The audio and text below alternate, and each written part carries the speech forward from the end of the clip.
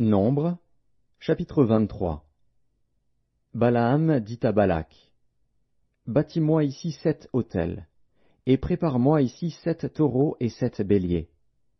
Balak fit ce que Balaam avait dit, et Balak et Balaam offrirent un taureau et un bélier sur chaque autel. Balaam dit à Balak, tiens-toi près de ton holocauste, et je m'éloignerai. Peut-être que l'Éternel viendra à ma rencontre, et je te dirai ce qu'il me révélera. Et il alla sur un lieu élevé. Dieu vint au-devant de Balaam, et Balaam lui dit, j'ai dressé 7 autels, et j'ai offert un taureau et un bélier sur chaque autel. L'Éternel mit des paroles dans la bouche de Balaam, et dit, retourne vers Balak, et tu parleras ainsi. Il retourna vers lui. Et voici, Balak se tenait près de son holocauste, lui et tous les chefs de Moab. Balaam prononça son oracle, et dit, Balak m'a fait descendre d'Aram, le roi de Moab m'a fait descendre des montagnes de l'Orient. Viens, maudis-moi, Jacob. Viens, sois irrité contre Israël. Comment maudirais-je celui que Dieu n'a point maudit? Comment serais-je irrité quand l'Éternel n'est point irrité? Je le vois du sommet des rochers, je le contemple du haut des collines. C'est un peuple qui a sa demeure à part, et qui ne fait point partie des nations. Qui peut compter la poussière de Jacob, et dire le nombre du quart d'Israël? Que je meure de la mort des justes, et que ma fin soit semblable à la leur. Balak dit à Balaam, que m'as-tu fait? Je t'ai pris pour maudire mon ennemi, et voici, tu le bénis.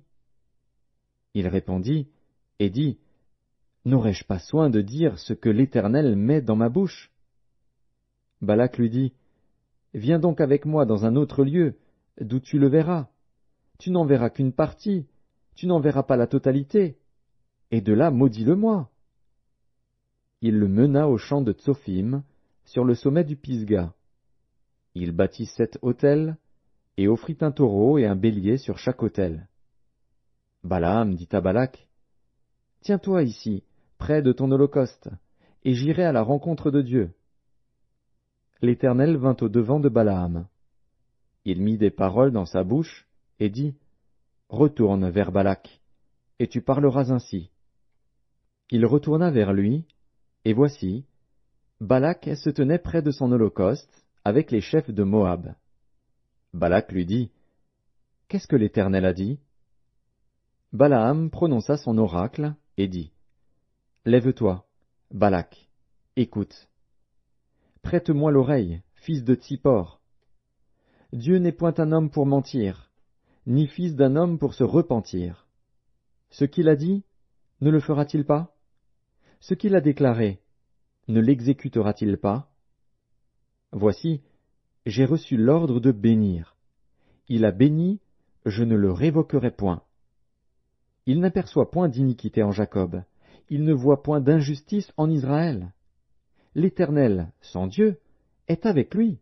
Il est son roi, l'objet de son allégresse. Dieu les a fait sortir d'Égypte. Il est pour eux comme la vigueur du buffle. L'enchantement ne peut rien contre Jacob, ni la divination contre Israël.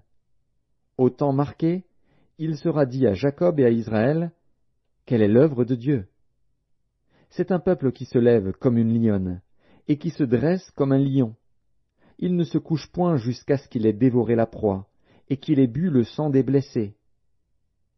Balak dit à Balaam, ne le maudis pas, mais du moins ne le bénis pas. Balaam répondit, et dit à Balak, ne t'ai-je pas parlé ainsi? Je ferai tout ce que l'Éternel dira. Balak dit à Balaam, viens donc, je te mènerai dans un autre lieu. Peut-être Dieu trouvera-t-il bon que de là tu me maudisses ce peuple. Balak mena Balaam sur le sommet du Péor, en regard du désert. Balaam dit à Balak, bâtis-moi ici 7 autels, et prépare-moi ici 7 taureaux et 7 béliers. Balak fit ce que Balaam avait dit, et il offrit un taureau et un bélier sur chaque autel.